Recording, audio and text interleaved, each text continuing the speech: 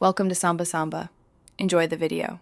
You begin with 3 essentials: your customer ID, the mobile number registered with the bank, and a secure internet connection. Once ready, open a modern browser and navigate to the official Union Bank net banking login portal. Make sure the page shows a valid site certificate. Click the login button, choose retail or corporate based on your account, type your customer ID, and press continue. This moves you into the authentication sequence that verifies you own the account. Now you authenticate. Enter your net banking password or MPIN carefully. Passwords are case-sensitive and often include symbols. If a CAPTCHA appears, solve it to prove you are human. Next, request and enter the OTP sent to your registered mobile or email. Make sure your phone has signal and the SIM is active. If prompted to register the device, give it a name you'll recognize. Registering avoids repeated OTPs on that device, but you can skip it for shared machines.